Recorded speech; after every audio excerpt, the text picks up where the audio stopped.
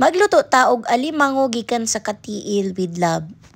Kini siya nga luto pina Korean style siya nga pagluto kanang ganahan ninyo tan-awon sa mga mukbang na video. Nadiri atong alimango, presko pa kaayo ni sila. Hipo.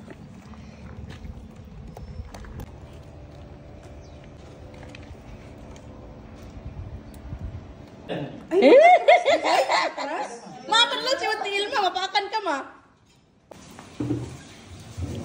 Make sure na brushan og limpyo siya bago nato pabukalan. Butangan flavor gamay. Sana na yan?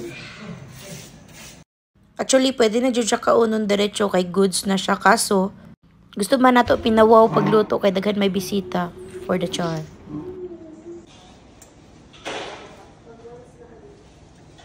Ready, 1, 2.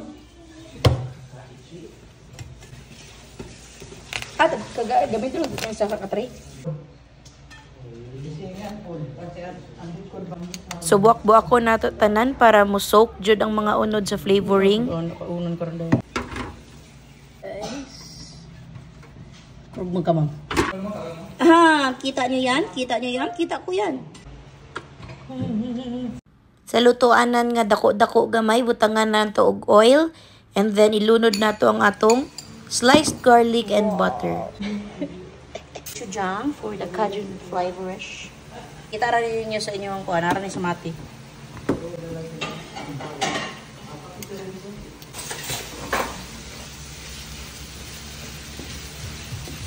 Pag maugay na butter, dugangan ng butter. Lahat asin, bitsin, magic-trail. Kasi kung ganahan. Kore bahala, pinatilaw yun na lang.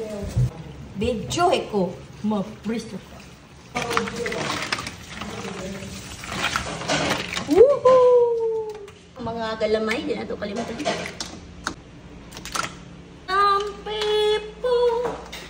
Go na. Mana pasabot na go.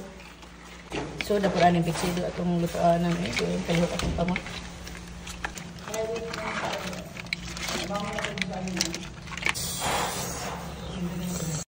Ug mauna ni atong Korean crab recipe nga pina-Kajun style.